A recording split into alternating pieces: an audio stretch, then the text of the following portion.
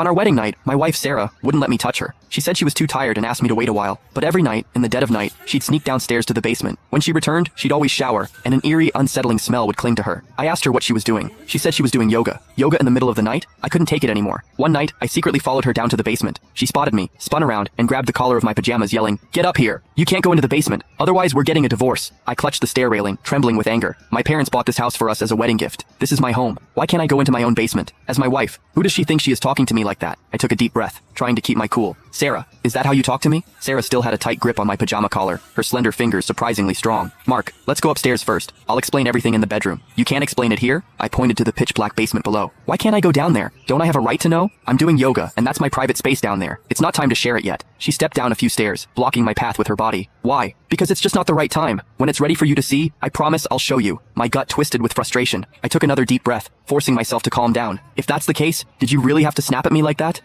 She bit her lip. "I was just a little worked up, you know? Besides, you know I'm direct. You're used to that." I scoffed and turned to go upstairs. Fine, I'd wait until she left for work tomorrow. Then I'd check out what was really going on down there. Back in bed, I tossed and turned, unable to sleep. There had to be something fishy going on in that basement. Something serious. Was it a secret Sarah didn't want anyone to know? I looked at her. She was also awake, staring at the ceiling, lost in thought. I remembered how shocked I'd been when she first asked me out. She was so beautiful, with so many guys after her, while I was just an average-looking guy. What did she even see in me? She'd said she liked my kindness, my quiet demeanor, and the sense of calm I brought her. I believed her. But if that was true, why did she push me away every night? I'm her husband, after all. Was this normal? Finally, I couldn't hold back. I reached out, wanting to gently caress her cheek. "What are you doing?" She pulled away like she'd been burned, glaring at me with disgust. The kind of look you give something revolting. I suddenly got it, and angrily turned away. But I couldn't let that insult slide. If she didn't have feelings for me, why did she ask me out? Why marry me? Thinking that, I spun around, glaring at her. "You said you needed time, that we couldn't be too intimate yet, and I get that. But why such a strong reaction when I just touched you? How many times have I explained this? It's a psychological thing. I'm looking for a therapist, aren't I? You need to be patient." Sarah picked up her phone and gently tapped my shoulder with the back of it. She wouldn't even touch me with her hand. "Mark, please, just give me 6 months, okay? After 6 months, I promise I'll be better." She tapped me with her phone, not even her hand. Was I really that repulsive to her? Could I even believe her? But right then, I had no choice but to wait. I sighed and rolled over. Truth is, I'd given her everything. From the start of our relationship, I'd done whatever she wanted. She said she liked jewelry, so I bought her expensive necklaces. She wanted to travel, so I took her everywhere. She mentioned investing, so I supported her learning about finance. I gave her everything I had, did my best to get her whatever she wanted. But this is what I got after the wedding. It all had to connect to that basement. I had to find out what was going on. Morning came. As usual, I made breakfast, Sarah's favorite. She stayed distant, eating silently without a word to me. Felt like I was her maid, not her husband. After breakfast, I drove her to work. We both worked in sales at the same perfume company, Serenity Scents. After parking, she walked into the building. Once she was out of sight, I quickly told a coworker I'd be out and left the office. I didn't take my car. Instead, I hailed a cab home. I unlocked the front door, rushed into the living room, and headed straight for the basement. When I got there, I froze. The basement door was different.